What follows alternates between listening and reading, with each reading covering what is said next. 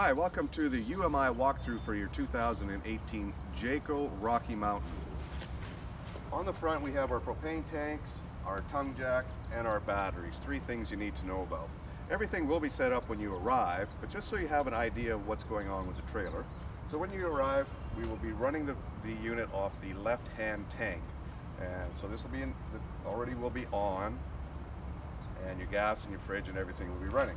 But for some reason, if let's say your stove wouldn't light or the light on your fridge comes on and it just doesn't seem like anything's working, likely what's happened is this tank has run out.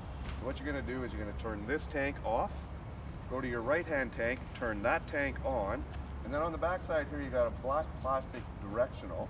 You just got to turn that to the corresponding tank, which would be the one that you just opened up, and then go in and relight. Sometimes it takes a little while for the gas to get through, so just be a little bit patient and keep trying to light that stovetop.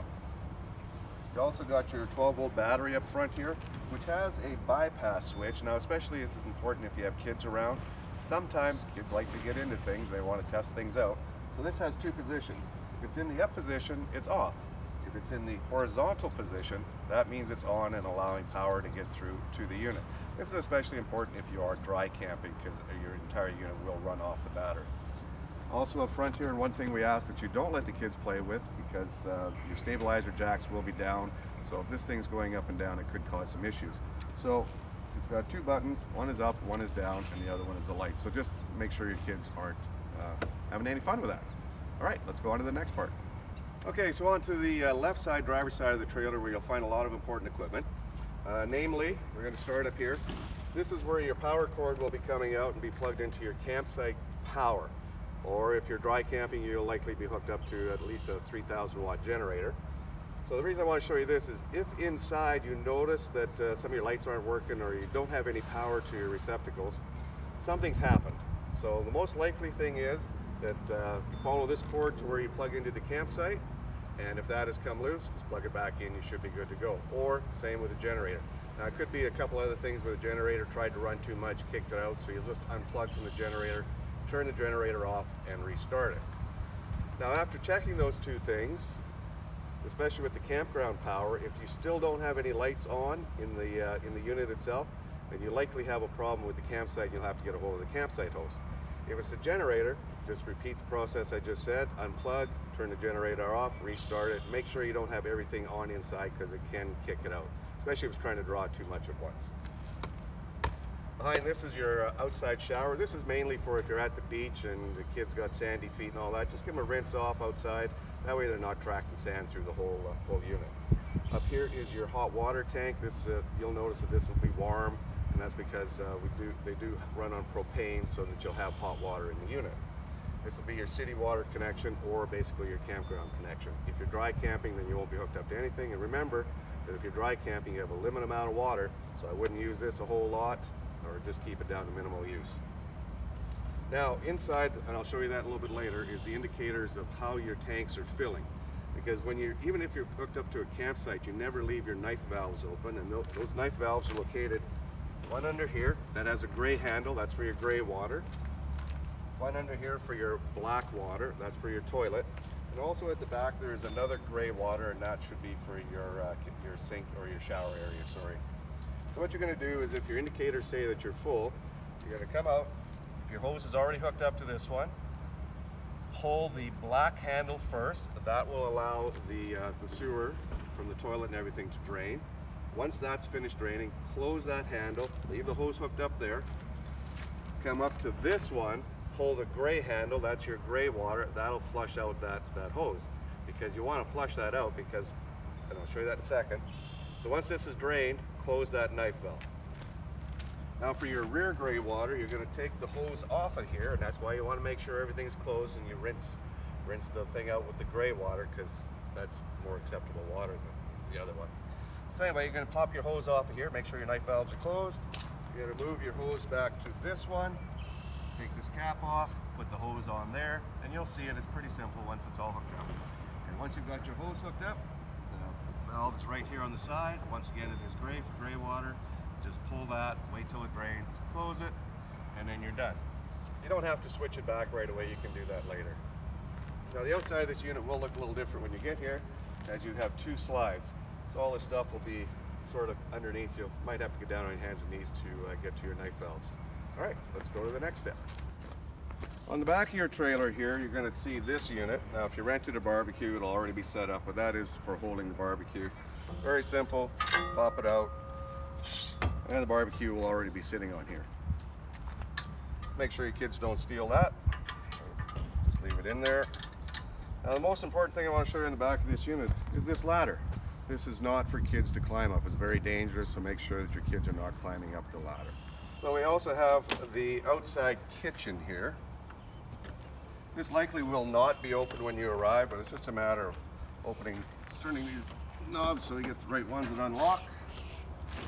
And it just goes up by itself. So it's basically an outside kitchen so that you're not spending your time indoors while holidaying in the Okanagan. One of the things you have to remember with your outside kitchen, this does run on propane. This only runs on electricity, so if you're plugged into a campsite, your fridge will be working. If you're plugged into a generator, it'll only be working while the generator is working. You can still use it. Just run your generator for a couple hours in the morning and a couple hours at night, and it'll keep it closed. And just don't leave the fridge open so it cools down. Great little beer fridge. Inside here is your hose for your propane. This will already be hooked up, so you don't need to worry about it. So basically just like any other little camp stove. Open it up. Those are your windshields. So you just turn to light it with your propane on, and away you can go. Great little companion to the barbecue if you have that rented on the back of the unit. At the end of the day, when you're done, before you go to bed, make sure you put everything away. You don't want to leave this open for obvious reasons. If it rains, you don't want to get it soaked in here, or you don't want somebody coming in and sneaking off with your beer. So your RV bathroom does operate a bit differently than your house system. And the main difference is the fact that these RV units have holding tanks in them. So it's very important that you put nothing but the RV toilet paper supplied by our company into the toilet. There's no feminine napkins, no toys, no paper towel, no cleaning wipes, anything like that. Just the toilet paper that we have. We do scope our tanks, as we've run into problems in the past, so if you use anything other than that, you will probably be deducted from your damage deposit. So, having said that, operation of the toilet's fairly simple. Push down on the foot pedal about halfway till you get about about half a bowl full of water. Do your business, and then push right down on the pedal. Okay, so your shower operation is much the same as it is at home. You set your water temperature with your hot and cold tap.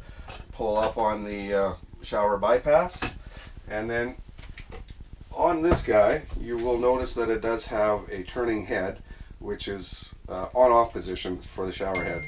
The reason that's important is because if you're dry camping especially, what you want to do is set your water temperature, make sure this is off and not pouring, because you can fill up your holding tanks fairly quickly. So what you want to do is get in, turn it on, wet yourself down, turn it off, lather up, and then turn it on again to rinse off. That will definitely cut down on the amount of water that you use. And if you have children that like to use a bath, once again, if you are dry camping, you're going to want to fill that tub maybe about a quarter to, no more than a quarter to half full, and then they can bath and then you can drain. Biggest problem with dry camping is you have nowhere to dump your tanks, so water conservation is extremely important. Most places that are dry camping will have an on-site facility, so you can use the showers there and the toilet, so you don't have to worry about filling your tanks, and we'll show you how to find that out here shortly. Okay, so this top button here, this is just outside your bunk rooms, but this top button here is for your bunk room slide. So let's just make sure we're not doing anything with that. This control panel is for your heat and AC. All you have to do is touch where it says mode, panel lights up, touch it again, and it'll go to auto. I believe if you touch it one more time, it'll show you that you're on cool down here in the bottom right corner. There's a little snowflake. So then you can raise your temperature or lower your temperature. Your AC will only work if you have 30 amp service. It may work on 20, but we only guarantee 30. It'll only work with a generator besides being plugged into a 30 amp service. Will not run off your battery. You can also set your heat by pressing your mode one more time, and then that'll set your heat level, and you can up and down arrows to set your temperature. One more time for a blank screen, and it'll say off in the lower right corner, and you've shut everything off. We suggest you don't leave your air conditioning running all day long, especially if you have no trees, as they can freeze up as well, and then you'll be without air conditioning. So run your air conditioning at night before you go to bed, and then maybe again in the morning if you need to, or if you're in and out of the unit during the day, like at lunchtime, you want to come in and make some lunches and stuff like that, by all means turn on your air conditioning. Just one more thing about your air conditioning. You'll notice here, if you slide this closed, that is going to push more air out through there are some roof venting, one above the door, one in each of the bedrooms, one halfway here. You can see this. This also turns, so you can direct the air, you can open it, you can close it to get more air into whichever room you want. If you want all the air in here, slide that little thing open again, and all the air conditioning comes into this area here. Your heat is separate, it runs through the floor. Okay, these two light switches right here run your lighting over top your couch and your dining room table. The other light, so this one is for your overhead lights. This other one it's kind of like mood lighting or a night light for if you have young children that might be a little scared of the dark. So that's those two switches there. Fridge operation. This will be running when you get here, but I just want you to know how it all works. Typically takes 6 to 8 hours for a fridge to cool down properly, especially if it's 30 degrees, and we do get that a lot here in the Okanagan Shuswap area. So it will be running, and it'll probably be on auto if you are at a campsite with power. And what the auto does is it will run on the electricity, and if the electricity goes off, it'll automatically switch over to gas. If you're dry camping, then it will be over in the gas position, and that's where you'll have to leave it. You'll see this little amber button down here. Green one says that you're on, amber one says gas, check if flashing. That's a good indication that one of two things happen. Either wind is blowing out the pilot on the fridge, or we've run out of gas. Best way to find out if you run out of gas is turn your stove top on, light a match, get that burning. If it burns, then you know you're not out of gas, so you can just turn the fridge off again, and then turn it back to gas or auto, and it'll relight. The cold setting, that's going to be set at about 3, so that's where you want to leave it, because once again, like your AC, you do run a chance of freezing them up. So by turning it up, it's not going to cool the fridge down any faster, so just leave it in the middle. If your food is already in a cooler, go ahead and throw it in there right away when you arrive. If it's not in a cooler and it's warm, you can go ahead and put it in, but it's just going to take longer for your fridge to cool down. So if you've got a cooler available, you might want to do that. That's your fridge operation. Just remember, so that amber light is flashing, turn the fridge off, check, make sure you have propane, then you can turn it back on. Down below the oven over here is your fuse panel. It's much like your home fuse panel. If there is a fuse blowing, you'll get a red light over here, and if that happens, give us a call, and we can either walk you through it or we'll come out and do it ourselves. Your breakers, if for some reason you do pop a breaker, it's going to be in the loose off position. Make sure you turn it all the way off till you feel it click, and then back on. If you don't do that, it won't actually make the connection, and you'll be phoning us saying what the heck's going on, and I'll be asking if you've done that. You can say yes, I'm going to drive all the way out to where we are and discover that, and then there will be a kilometer charge. So your fuse panel, once again, if it is off, make sure you click it all the way off and then all the way back on. For lighting your stovetop, all you have to do, pick the middle burner or any other burner, turn it to light, and then you can hit your sparker. Obviously it didn't light because I don't have the propane on right now. For your oven, you're going to turn your oven to pilot, push it in, hold it, down underneath you'll light the pilot underneath here, hold it for about 5 to 10 seconds, release it, and then you can turn it up to your desired temperature. As I mentioned earlier, the lights on your microwave. This is a good indication to find out if you've lost power through the breaker box or through the campsite. So if the lights go off on here, everything else does not seem to be working. You try and plug in something into one of the outlets and you got nothing, and the lights are off there. Go out and check your power cord to your campsite receptacle, make sure that that is set properly and somebody hasn't kicked it out. Also make sure it's not a GFI switch. If it is, reset that. Once your light's back on, you're good to go. If after doing that you still don't have any lights, you've checked the receptacle, then you're going to have to talk to the camp host, and they'll have to figure out why you don't have any power to the unit. You can also check the breakers down below, make sure that the microwave didn't kick that one. That's the only options. If there's no lights there, it's either a breaker or a breaker at the campsite. Okay, besides your bunk room in the back and being able to sleep 4, the table also breaks down into a double bed, and so does the sofa. And we're going to show you how to do that right now. So you're going to arrive, it's going to be set up like this. Take your tabletop, lift it off, set it gently onto the couch. Pull these 2 posts out, give them a little wiggle, set them on the floor. You're going to take your corner pieces, set those down underneath there, grab your tabletop, set right on top of the wood frame there, line it up, pull that mat over. This one is stuck to the wall, so just pull it off from the Velcro, slide it in there, take your 2 small end pieces,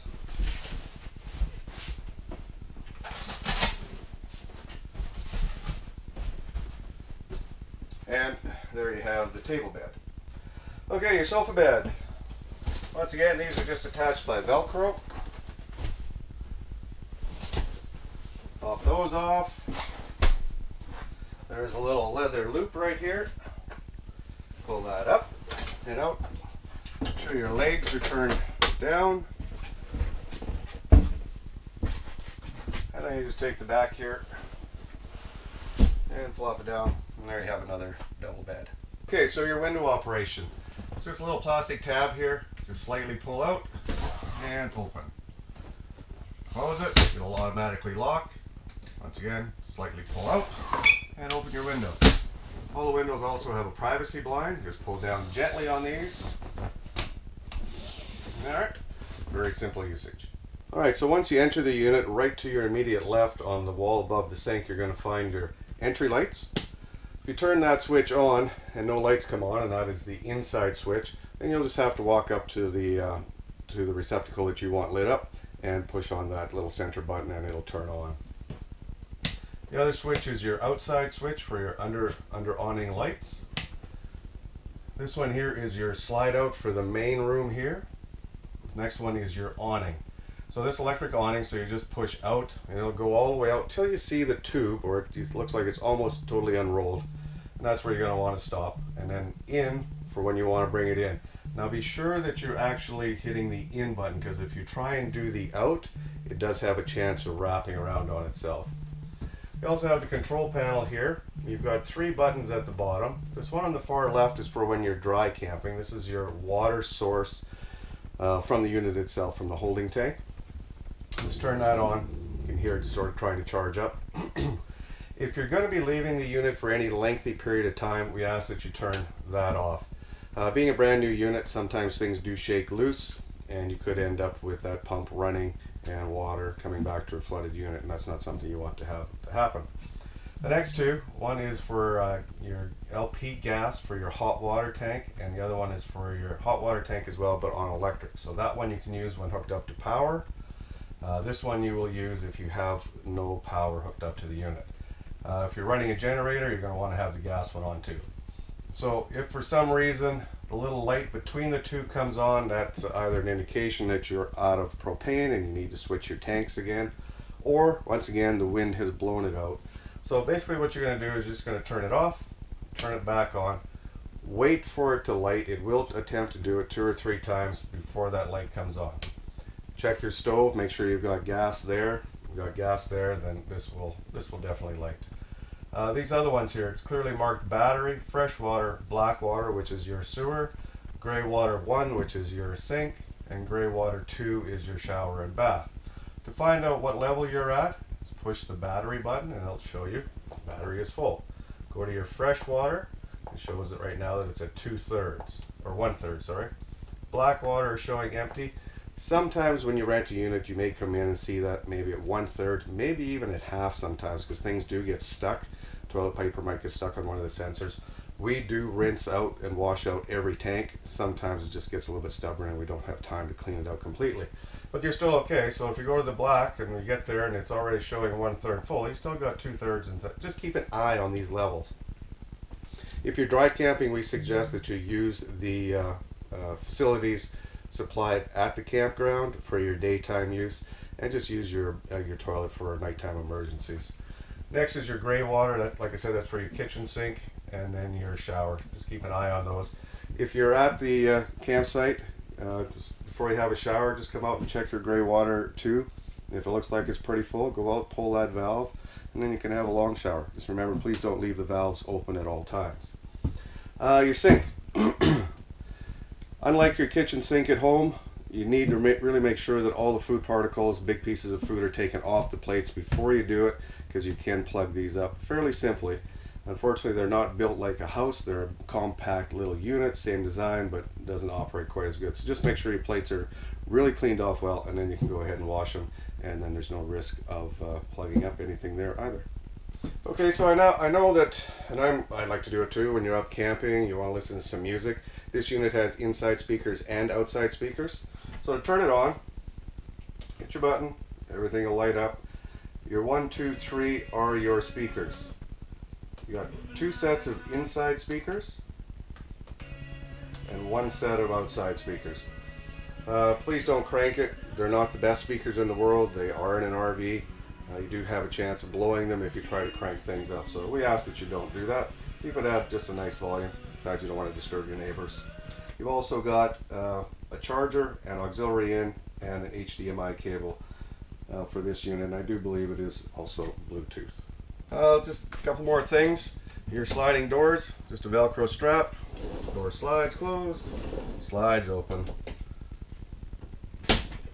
Your emergency exit. As I said, you do have one of these in the bunk room as well. So all you do, push in, lift your red handle up, push it all the way through. Once it's all the way through, pop your screen out, and you are good to get out. So once again, push it in, pop it up, push it out, and get out. So when you arrive, you'll find your yellow information packet right here on the table. On the one side, it's your checkout list. This is mandatory to be done. Your checkout time is 10 a.m. regardless, so we will be here on site to pick it up at 10 a.m. Please read your contract, as if you're really late, there will be some additional charges. On the back side, we do have our do's and don'ts. Down at the bottom, we have our 1-800 number for the office, and also an after-hours emergency number. That's for something like fire, flood. That's really about all there is. If it's something other than that, we can deal with that in the morning. All right, well, thank you very much for using UMI trailers. We really hope to see you soon, and we hope you have a great, fantastic holiday. See you soon.